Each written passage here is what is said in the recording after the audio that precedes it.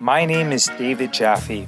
Welcome to the Wealth and Health Podcast, where you'll learn valuable skills and positive habits that will improve your life. This podcast originally aired as a video on my YouTube channel at youtube.com/beststockstrategy. The Wealth and Health Podcast is brought to you by beststockstrategy.com. How to deal with losing trades. David Jaffe with beststockstrategy.com, and in this video, we're going to discuss how you can deal with in the money and losing trades. So around 3 times a year, we end up having a position that becomes pretty deep in the money.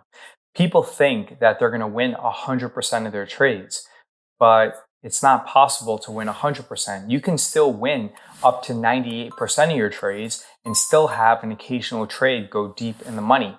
The problem with selling options is that you have to make sure that during periods when the actual volatility is more than the expected volatility, that you're able to minimize your losses, manage the positions, not incur too much anxiety and stress, and make sure that you don't run out of buying power.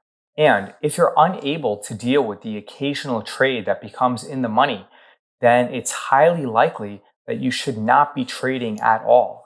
Think about it.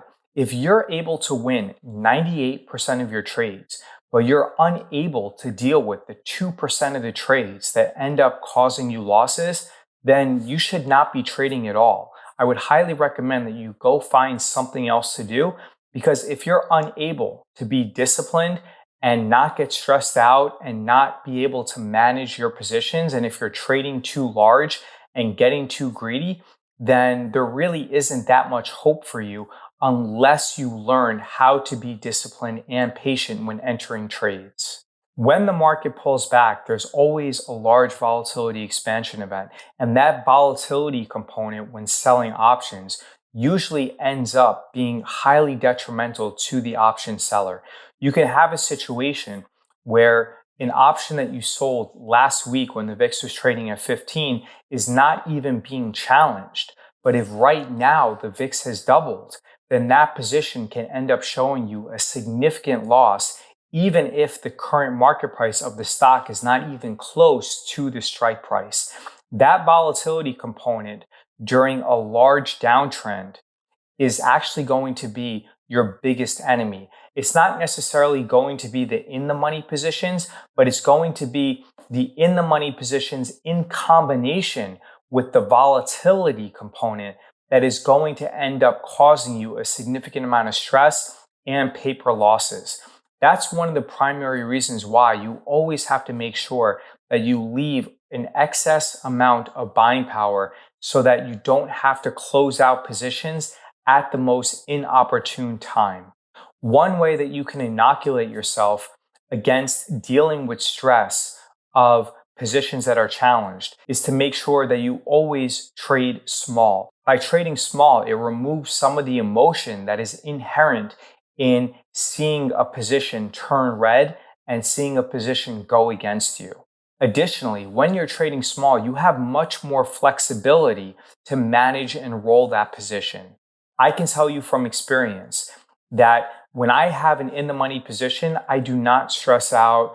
I don't get very anxious because I've had numerous in the money positions previously.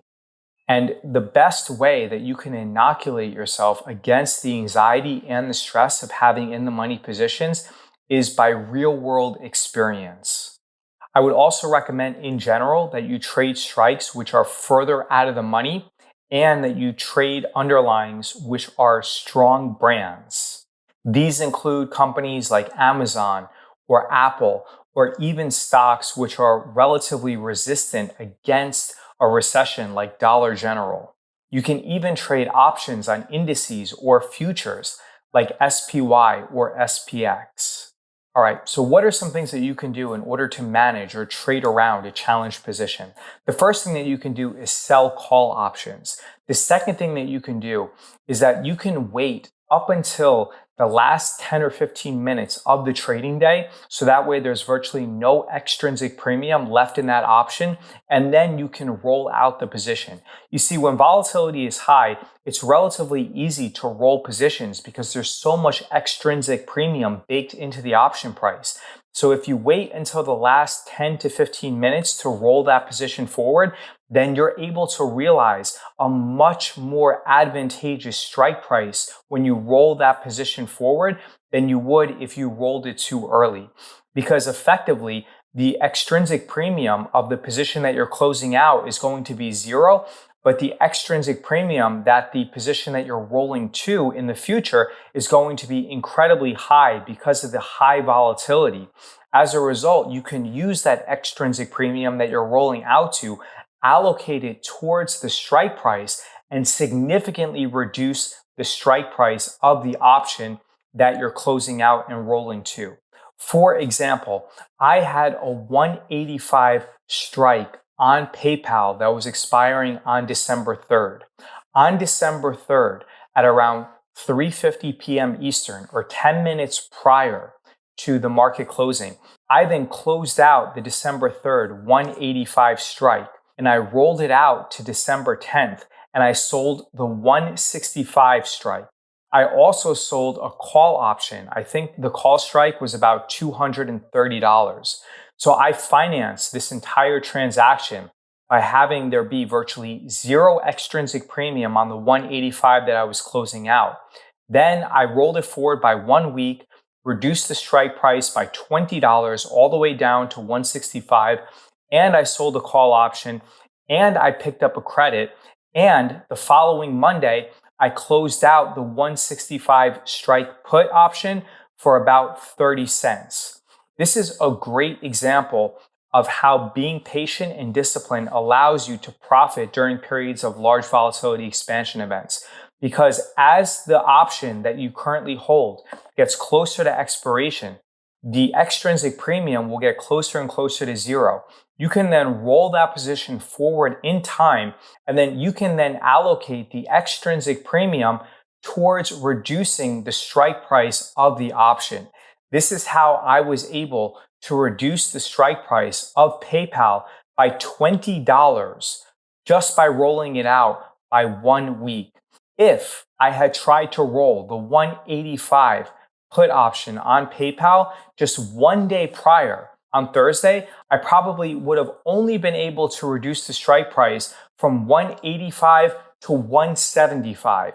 But instead, by waiting until 10 to 15 minutes prior to the expiration of the option so that there was virtually zero extrinsic premium left on that option, I was able to reduce the strike price all the way down to 165, and then I closed it out the following Monday for about 30 cents. David Jaffe with beststockstrategy.com. If you want to see how I trade, go to beststockstrategy.com/memberships and enroll and follow our trades. It's only $19 for 7 days. If you have any questions, leave a comment below. Please like this video, and I appreciate your attention.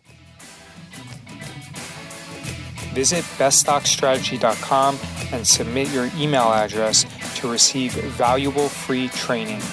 Please give this podcast a positive rating and review.